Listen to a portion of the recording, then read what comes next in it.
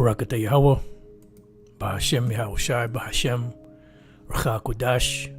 Welcome, Yahweh, to another live lesson. The name of this one is Various Topics, dated February 3rd, 2023. The hopeful year that all the prophecies of Yahweh, Bahashem Yahweh Shai be fulfilled. And pretty much, I was watching this video. This brother, I believe he's out of Houston. No, I'm sorry. This is a different brother. GMS Contrition is key. I'm thinking about the other brother, GMS Temple 2. I believe that's his YouTube handle. And the name of the lesson is called "The System Leads to a Pit." I believe I put this in the description box. And pretty much he's going into the child support thing, you know, with these women and these judges. And I put a comment on here. And I said child support has a numbering system, 0 through 5. The higher the score and the more they get the man to pay, the more money they make, meaning the courts. There's a saying that child support is the darling of the courts. And pretty much that's the truth. You know, and this whole system is pretty much set up to oppress. It's all set up upon fees, right? A fee is a payment made to a professional person or to a professional or public body in exchange for advice or services. You know, in the state of land, especially one held on conditions of feudal service, and we're going to get into this word also, make a payment to someone in return for services. And they're claiming that they're providing services in, you know, protecting the people, you know, and this, that, and the other. And this is why you have to pay taxes and blah, blah, blah, which that's a whole scam right there. But the whole system in itself is set up as an oppressive thing. And what happens is that you have situations where when you can't pay, what they do is they come and they arrest you. And they'll tack on more fees. And while you're arrested, you're still expected to pay whatever it is that you owe, even though you don't have the means to work. They know you're locked up. They locked you up, but you still have to pay. So what do? They accrue those things, meaning they keep stacking them up, you know, while you're locked up. You know, so this whole system is wicked. It's based off of fees. And we're going to look further into that word fee. And then also the word feudal. As Isaiah 10:1, woe unto them that decree unrighteous decrees. What is a decree? An order or law. So woe to them that put a law that is an unrighteous law, an unrighteous decree. Because this whole system is being governed by the wicked, the Edomites. You know, and they're in that position for the time being because the Lord is soon about to take them out. So it says, Psalms 94:20, shall the throne of iniquity, meaning what? The throne of wickedness, rulership by wickedness, have fellowship with thee, meaning shall you continue to rule on the throne of wickedness, iniquity, which frameth mischief by a law. Now, what does it mean to frame something? It means to build it, to set it up. You know, like those of you brothers that are into carpentry, when they say framing, it's talking about the skeletal part of a building. You know, all of the walls, you know, windows, partition walls, load-bearing walls, exterior walls, interior walls, so on and so forth. You have rooms, you have windows, you have doors, you know, doorways. So all of this has to be framed out before the finishing product can be put up. So these laws that they're putting up into effect are framed and in its mischief, and it's done under the color of law. All right. So the Lord is saying, shall you continue to rule on the throne of wickedness, which frame mischief by a law? Let's look up this word frameth real quick. It goes to the word yatazar. It says to form, fashion, frame, right? Of human activity, of divine activity, of creation, of individuals at conception, of Israel as a people to frame preordained plan. And this is what we're dealing with. The part about planning. To be formed, be created. So they created mischief by a law. Right? So let's go back. Let's read that again. Shall the throne of iniquity have fellowship with thee, which frameth mischief by a law? Right, because this is what you do. You're in power, and you use your power wickedly.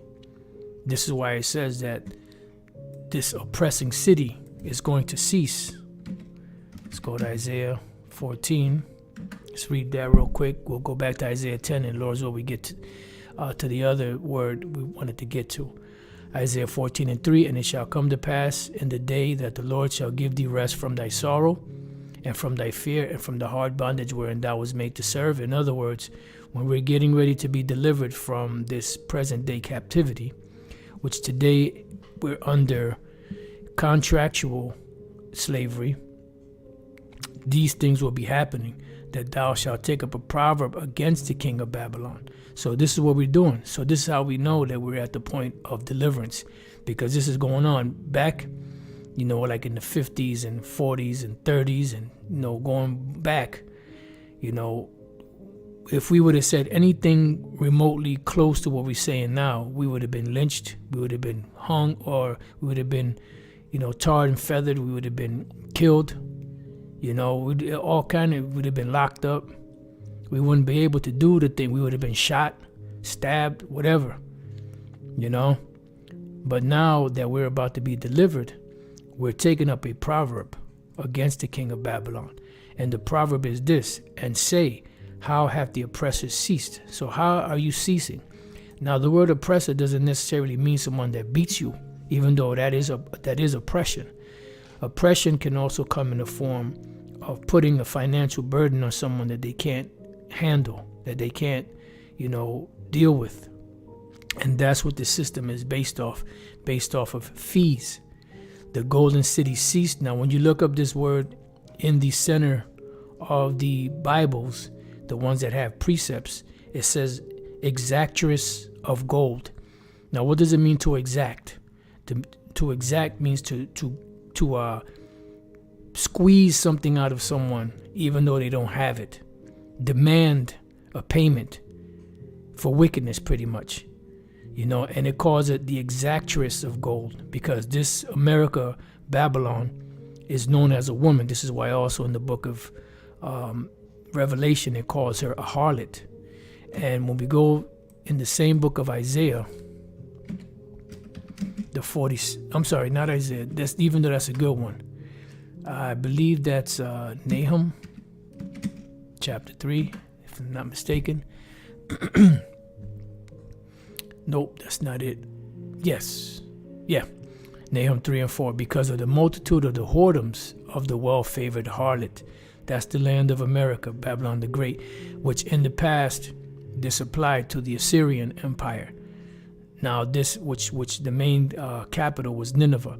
Today, it represents America, Babylon the Great, the daughter of Babylon. All right. And all of these names of these different empires, in some shape or form, apply to America today, because she's doing the same exact thing that these nations were doing back then, but on a much higher wicked level. It says here, what? The mistress of witchcrafts. Now, the word mistress is the feminine way of saying master, and she has mastered the arts of witchcrafts from all of these different empires before her. When you look at the way America is established, when you look at the way that their law system goes, their religions, they're all centered around ancient mystery religions of the ancient world, whether it's the Egyptians, whether it's the Babylonians, whether it's the Sumerians, so on and so forth. Now, they have that devil that was on I forget how many judges there are in the Supreme Court. I'm not sure if there's 8 or 10 or whatever, or 12, however many they are. Ruth Gator Ginsburg, or whatever the hell her name is, they erected some type of demonic, statue somewhere. I forget exactly where. Let me see. Okay, Ruth Bader Ginsburg. All right. Let me see if I could find. And that bitch, that fucking old skank. Let's see if this pops up.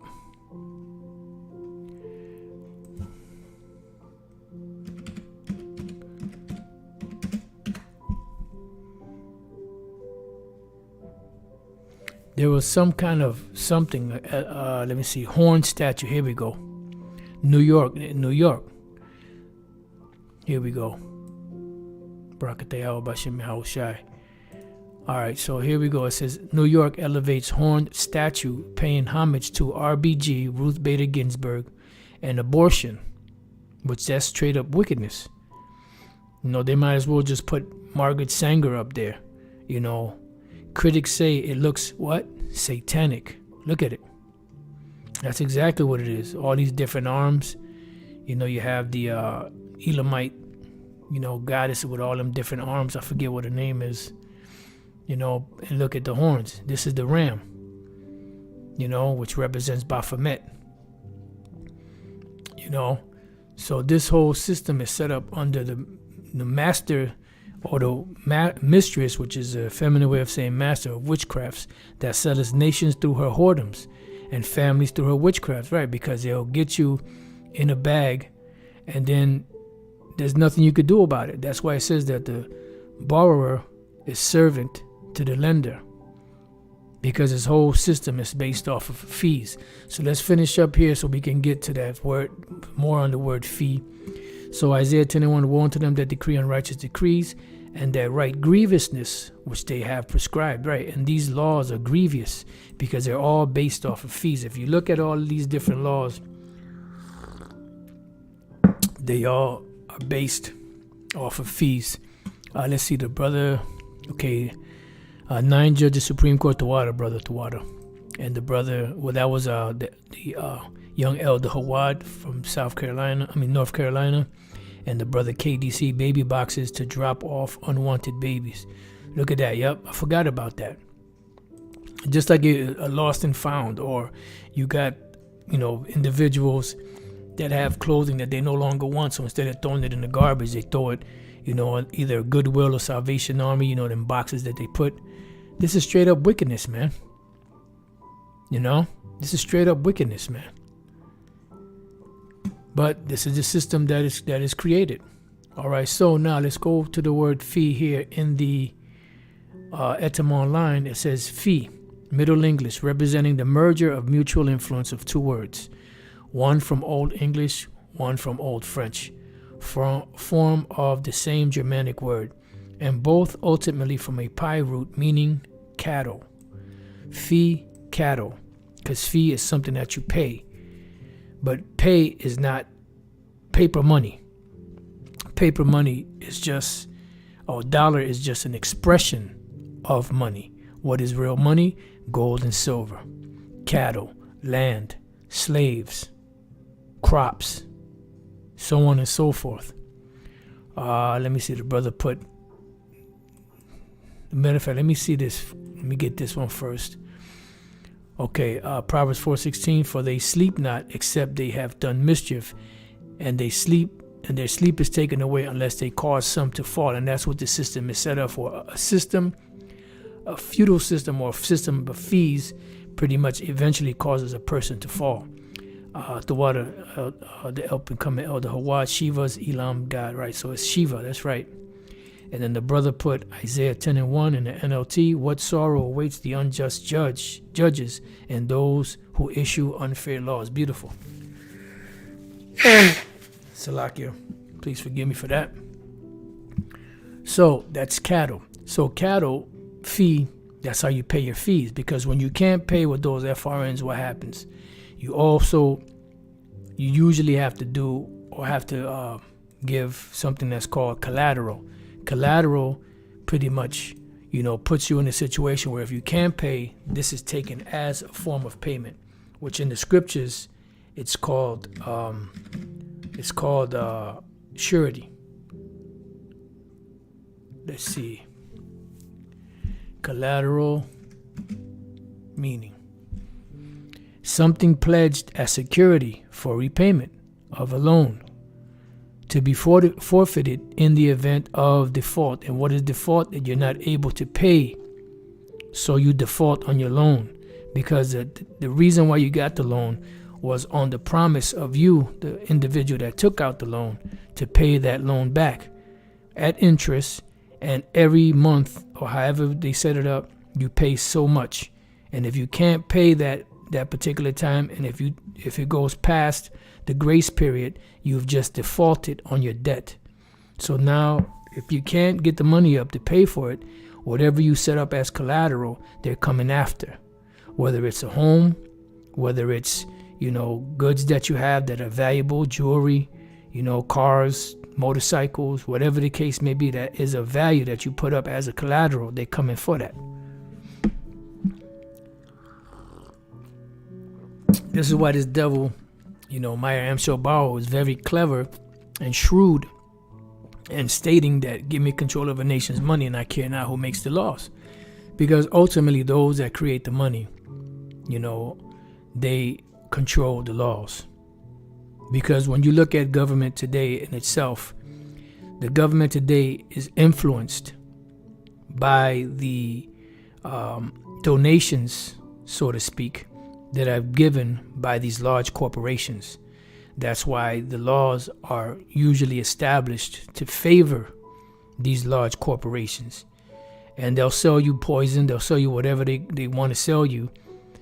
And they know they're going to get sued, but they don't care because they're making billions.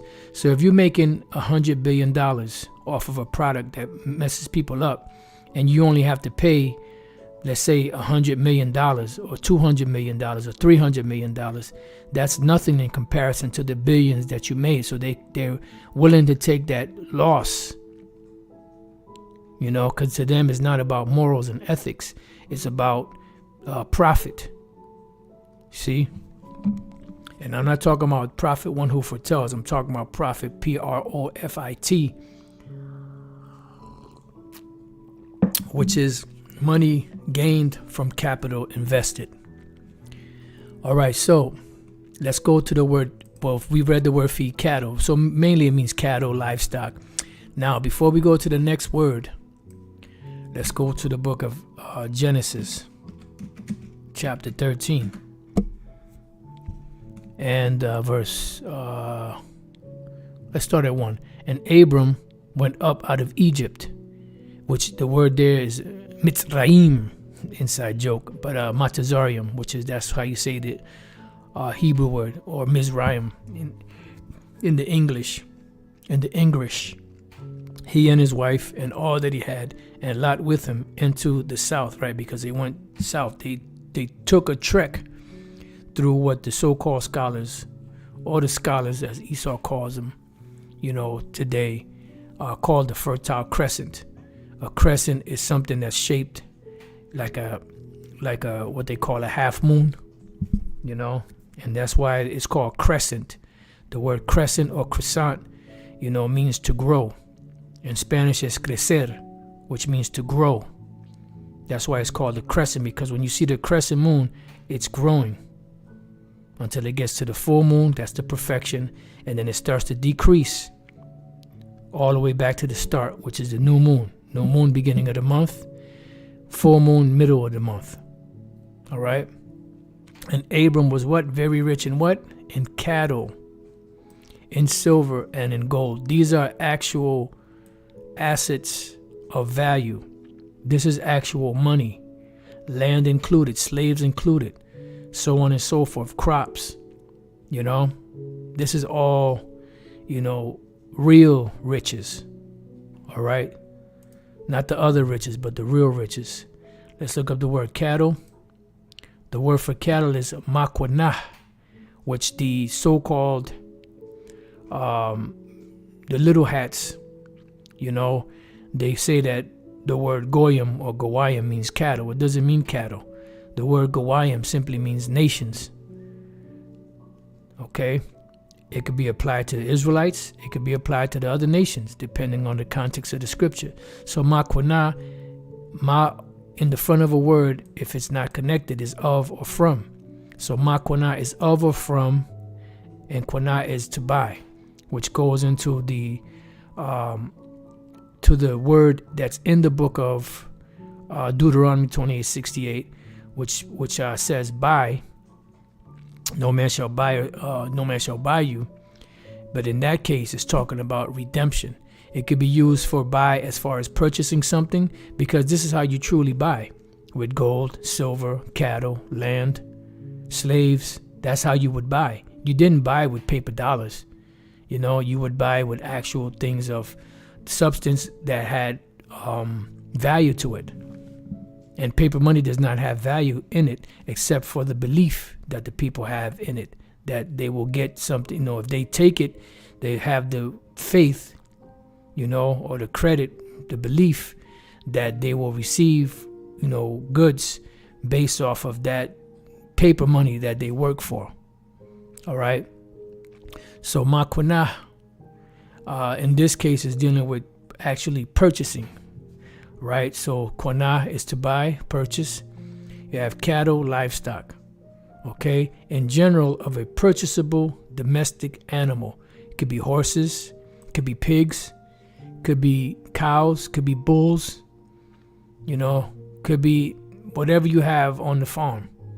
Cows, sheep, goats, and herds and flocks. Okay, and this is why they call people goyim or cattle, but the word goyim doesn't mean cattle. The word goyim means nations. It's the plural way of saying nations. All right. And then you have silver, right? Which the word silver in the Hebrew it's kasap. Kasap. Now, when you see this word kasap for the word silver, whenever you see the word money, it appears. See, like here, it says Genesis 17:12, "And he that is 8 days old shall be circumcised among you, every man child in your generation, he that is born in the house or bought with money," which is what? Silver, "of any stranger which is not of thy seed." Okay, so pretty much that's money, silver. Now the word shekels, shekel or shekel is not money. It's a measurement, just like the word dollar is a measurement. Just like a dime, a nickel, a quarter, a penny. Those are all measurements of what? Of precious stones.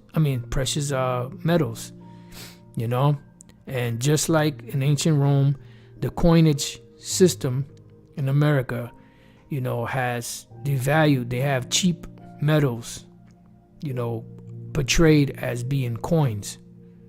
And that's one of the things that brought down the ancient Roman Empire.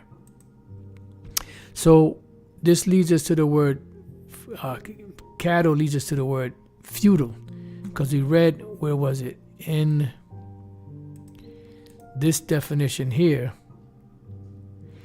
an estate of land, this is for the word fee, especially one held on condition of feudal service. So we look up the word feudal or feudalism. It says the dominant social system in medieval Europe in which the nobility held lands. Now, the word, when you own a land, you have something called the allodial title. Allodial title is the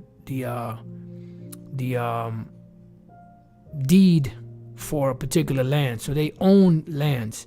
If you don't have an allodial title or the title of the lords, you do not own, you do not own that land.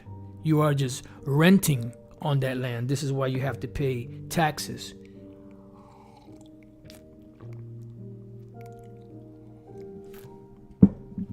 All right.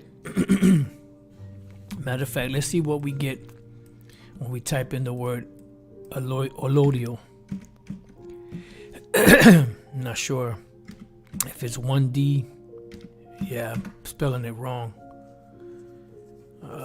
Because usually it'll pop up. A social, you know what? Let me go here.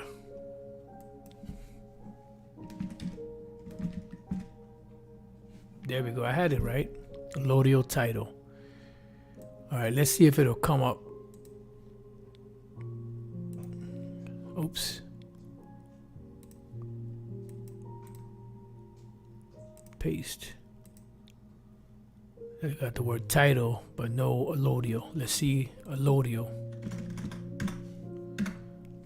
Nope, it doesn't come up. All right, so that's cool. So let's go to it. Let's bring this over here. Allodial title. Allodial title, plural allodial titles, property law. Ultimate ownership of real property. All right? That is something tangible, and that is something with, there's a term for it. I can't think of it right now, but there's another word for it. If it comes back, I'll bring it out. Salakia.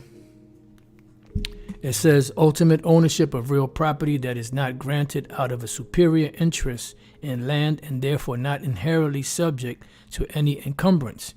Almost always held by the state. See?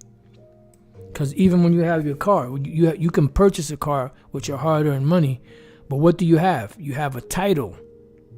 You don't have the actual paperwork that says that you own that car. You just have a title. The real title is owned by the state. This is why when you register your car at the DMV, your local DMV or whatever you call it in your area, they take the actual title and they hold the title and they're lending it out to you. This is why you have to pay fees. You have to, every so many years, you have to renew your license, so on and so forth. This is all set up under a feudal system. And Jake thinks they're free, but you're not free. Because if you were free, you would be able to purchase a car and drive without having to have a license, without having to pay these fees, without having to give the very paper of ownership to the state. The title out of which freehold title is granted. And pretty much an allodial title is a title of the lords. I believe the word allodial means Lord. Let's see. Allodial. Right. Free from the tenurial rights of a feudal overlord. Right. So the overlords are who? The pretty much ultimately the bankers. But they're using the government of whatever country you're from, as a middleman. All right. Tenurial. Tenure. Sounds like tenure. The holding of possessions of anything. Right. The tenure of office. You will rule in your tenure of office or something like that. This devil Biden said that. The holding of property, especially real property. Because if you own a home, you don't own that house or that home unless you own the land that it's sitting on. If you don't own the land that it's sitting on, if you default on your taxes, they come and take your home because it doesn't belong to you. You default, you could pay the whole car off. Maybe you'll owe $1,000 or $2,000 after you done paid, let's say $8,000, $12,000 or whatever.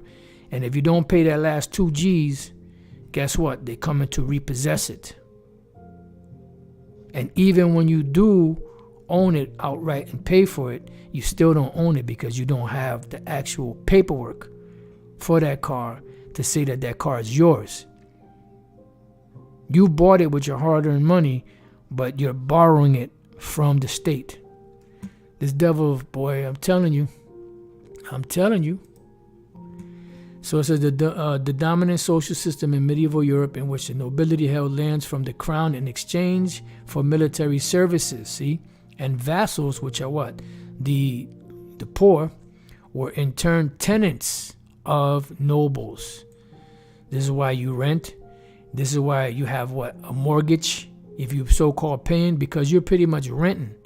You're a tenant to the nobles. Who are the nobles? The international bankers that have overlords over the vassals, which the overlords would be your politicians, so on and so forth, on down the line.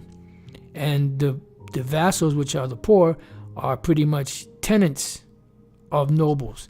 And they're paying with their hard-earned money.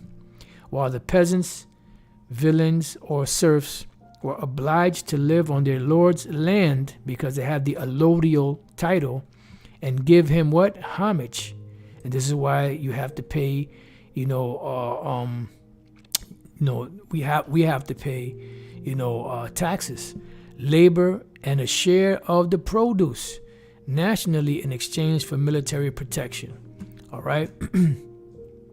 So this is why it says in Isaiah 10:1, woe unto them that decree unrighteous decrees and that write grievousness which they have prescribed, to turn aside the what? The needy from judgment.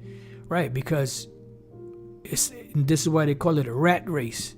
You're constantly chasing, that dream to get ahead. But we always find ourselves behind the 8 ball.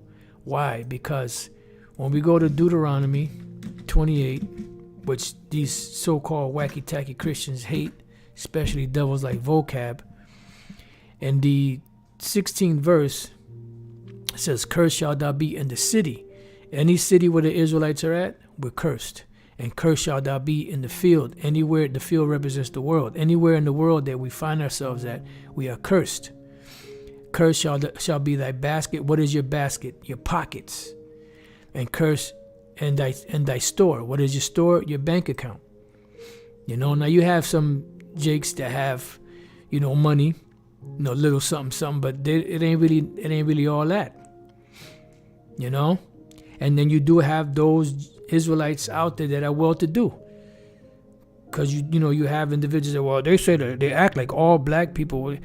Well, you have exceptions to the rules. You have sellouts. You have Sambos. You have those that have riches. Joseph of Arimathea had great riches. You see? So you always have exceptions to the rules. But as a whole, we as a people are poor. No matter if you got a bank account, no matter if you got thousands of dollars in your bank account, they could wipe that away. They showed you that recently, where Jake wasn't able to access their money at the bank. So now when we jump down to the 48th verse, it says, therefore shalt thou serve thine enemies, which the Lord shall send against thee. Serve our enemies means that we would be slaves unto them. Whenever you have to pay somebody taxes, you're a slave. When somebody's paying you taxes, then you're the master. But as long as we're paying taxes, we're the servants. It says, so that the Lord will send against us in hunger and in thirst and in nakedness and in want of all things. All right. And when we jump up to the 43rd verse, the stranger that is within thee, this the actual nations, shall get up above thee very high, and thou shalt come down very low. Why? Because they were made rich. It says, he shall lend to thee, and thou shalt not lend to him. And what did we read about the person that borrows? What happens? They become a servant to the person that lends. The international banking families are in a position to lend. We are not in a position to lend. We're in a position to borrow. Therefore, we're in a position of slaves. He shall be the head, and thou shalt be the tail. Yep, and the brother just put it up. Proverbs 22:7, the rich ruleth over the poor, and the borrower is servant to the lender. Beautiful. Let's see. Let me get some of these. Let me start here. Psalm 70:5, but I am poor and needy, make haste unto me, O Most High, thou art my help and my deliverer, O Lord, make no tarrying. Right, because we are the poor. Mortgage, late 14th century, mortgage, a conveyance of property and condition as security for a loan or agreement. That's right, from Old French mortgage, oh my gosh, mort, which is death, mort and gage. Dead pledge. Woo! Mortgage is dead pledge. Right? Because usually people, it's very rare where you see Jake able to pay off that home. Replace in modern French by hypothèque for mort, dead. And gage, pledge, dead pledge. And that's why the scriptures speak about being surety. Ezekiel 22:29, the people of the land have used oppression and exercised robbery, and have vexed the poor and needy. Yea, they have oppressed the stranger wrongfully. All right. Baruch 3:8. Behold, we are yet this day in our captivity, where thou hast scattered us, for reproach and a curse, and to be subject to payments, according to all of our iniquities. All right. And there's, let's see, based off of that scripture I just read, there was something that popped in my head. Okay. Let's go real quick. We're going to come back to this. Let's go real quick to, oh man, just left. Let me see.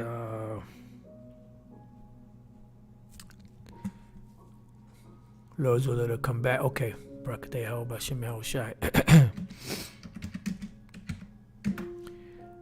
Let's see. No.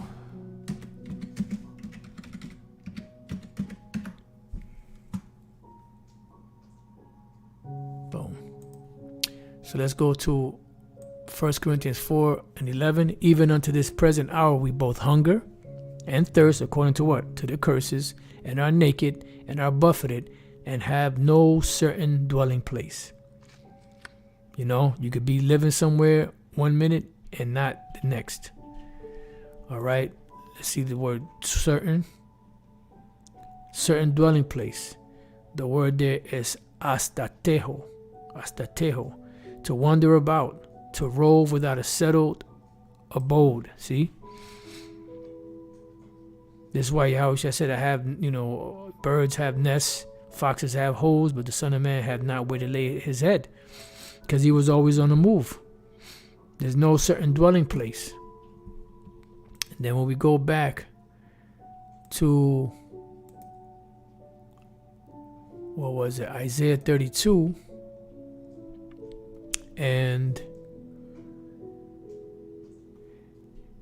let's start at 17. And the work of righteousness shall be peace. This is in the kingdom of heaven. And the effect of righteousness, quietness, and assurance forever. And my people shall dwell in peaceable habitations. Right, peace, real peace. And in sure dwellings. And in quiet resting places. Right. This is why it says, let the saints be joyful in glory. Let them sing aloud upon their beds. And that's the only time we can really have true rest. Psalms 149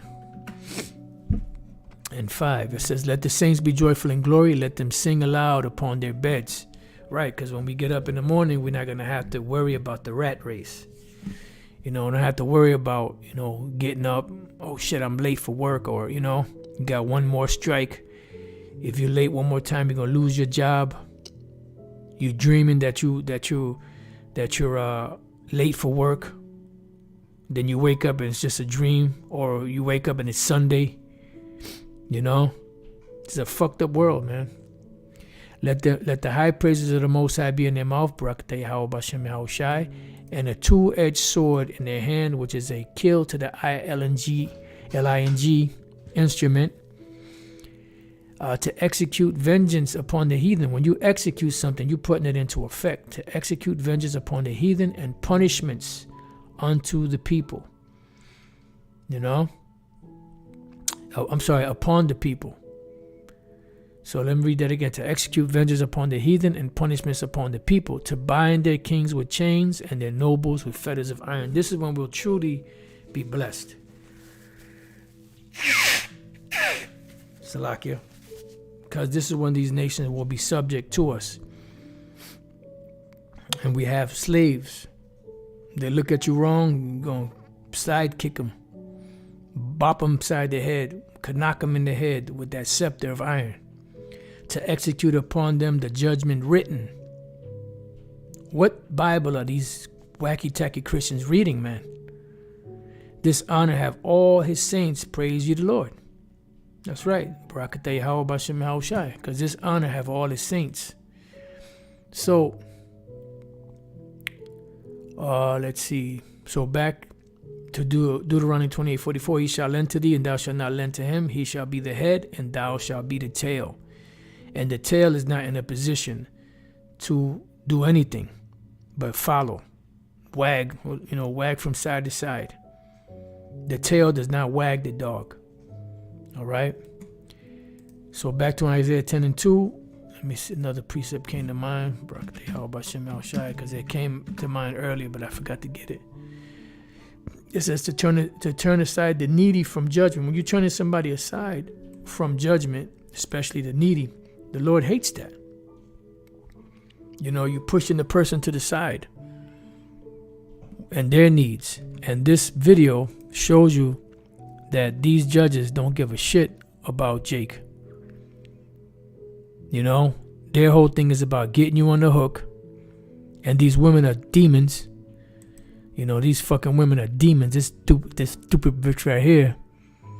Because she's already getting money from the individual, but she wants more. You fucking greedy bitch. Go get a goddamn job, you fucking hoe. And they think that men are a fucking ATM machine. And all they gotta do is go to this fucking devil here to get more money. And the devil don't give a shit if you can't pay your bills. Well, that's tough. Get another job. But I'm already working 3 jobs, motherfucker. This is a fucked up society, and it caters to the women.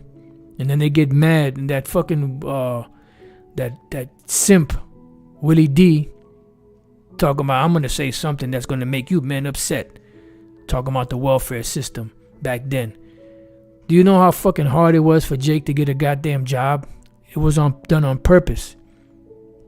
This talking about, you should have never let them break up the family. Motherfucker, the woman did that shit. You fucking simp.